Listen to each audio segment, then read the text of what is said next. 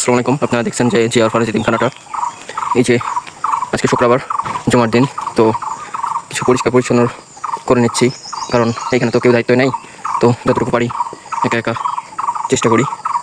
আর এই সাইডে যেই দেখতেছেন যে রাস্তাটা, এটা পরিত্যক্ত অবস্থায় আছে, যে কেউ হাঁটাচলা করে না, পাতা পাতা পড়ে অবস্থা এরকমই আপনারা দেখতে পারতেছেন। তো এই সাইডে বন জঙ্গল লতা পাতা, মানে একটা ভূতের বাড়ি হিসেবে গণ্য করা যায়, যে এমন একটা অবস্থা, ভবনগুলো পরিত্যক্ত অবস্থা পড়ে আছে। তো আমি এখন প্রতি সপ্তাহে চেষ্টা করি যে 1-2 বার করে পরিষ্কার করার। এই যে মসজিদের গেট এখনও খুলিনি, বাইরেরটা একটু পরিষ্কার করে নিচ্ছি। তো আপনারা দেখতে পাচ্ছেন যে এই যে রাস্তায় ঝাড়ু দেওয়া হয়, এই জন্য সাধারণভাবে অন্য অন্য রাস্তার থেকে ময়লা খুবই কম, কারণ উপরে গাছপালা আছে। এই ক্ষেত্রে আজকে অনেক কুয়াশা হয়েছে, আপনারা দেখতে পাচ্ছেন যে আমাদের সকালবেলার আবহাওয়া যে এমন। তো আপনারা দেখেন, আমি ভিডিও অন করে রাখতেছি। তো আমি আপনাদের মাঝে ভয়েস ওভার দিচ্ছি যে আজকে 17ই এপ্রিল, জুমার দিন, মসজিদটা পরিষ্কার করার জন্য আমি আসছিলাম। তো দেখতেছি যে রাস্তায় অনেক পাতা পড়ে আছে, এটা পরিষ্কার করলাম। এরপরে মসজিদের বারান্দাটা একটু কুড়িয়ে পরিষ্কার করার পরে ভিতরে মুছে জায়গাটা সম্পূর্ণ পরিষ্কার করে ভিডিওটা শেষ করে দিই। তো যাই হোক, আমি যে বিষয়টায় কথা বলতে যাচ্ছি, যে অরফানেজটা অনেক আগের থেকেই বন্ধ হয়ে গেছে। তো এখন হয়তোবা নতুন করে নতুন আলোর আশা পাওয়ার সম্ভাবনা আছে। এখন কি হবে শিওর বোঝা যাচ্ছে না। আমাদের বাগেরহাট জেলায়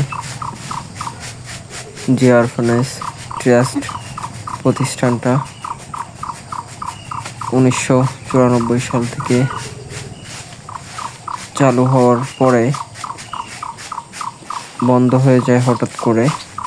তো কারণগুলো আমি এখন নাই যাই। এখন বাগেরহাটে 2026 সাল। তো বাগেরহাটে আমাদের জেলা পরিষদের প্রশাসক ব্যারিস্টার জাকির আঙ্কেল, উনি আমাদের বাগেরহাট যে অরফানেজ ট্রাস্টটা ভিজিটে আসছিলেন। উনি আমাদের প্রতিষ্ঠানটা ঘুরে দেখেন করোনা অবস্থাগুলা।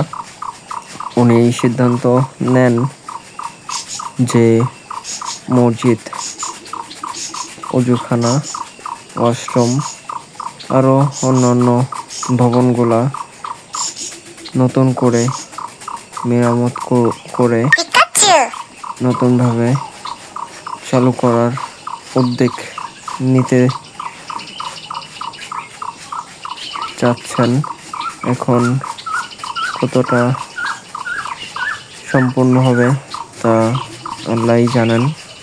আর আমরা আশাবাদী যে তার মাধ্যমে আমাদের বাগেরহাটের প্রাণকেন্দ্রে যে অরফানেজ ট্রাস্টটা নতুনভাবে জীবিত হয়ে উঠবেন।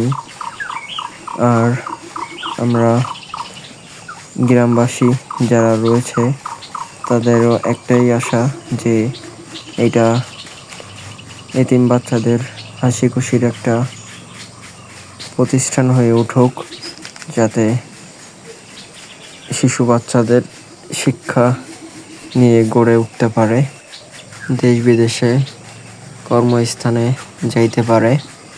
এছাড়া আমরা চাই যে প্রতিষ্ঠানটা বাগেরহাট জেলার নাম উজ্জ্বল করুক। এতটুকুই আশা ব্যক্ত করে আমি আশাবাদী যে প্রতিষ্ঠানটা আবার নতুন রূপে ফিরে আসবে। আর আমাদের বাগেরহাটের জেলা পরিষদের প্রশাসক, তার প্রতি চিরকৃতজ্ঞ যে আমাদের বাগেরহাটে এত বড় একটা উদ্যোগ, তার যে অরফানেজ ট্রাস্ট নতুন জীবন ফিরিয়ে দেওয়ার জন্য যে উনি প্রস্তাব নিয়েছে, তার ইচ্ছা অনুযায়ী নতুন রূপে যে অরফানেজ ট্রাস্টটা আবারও জীবন ধাবিত হোক, এতটুকুই বক্তৃতা রেখে আমি শেষ করতেছি।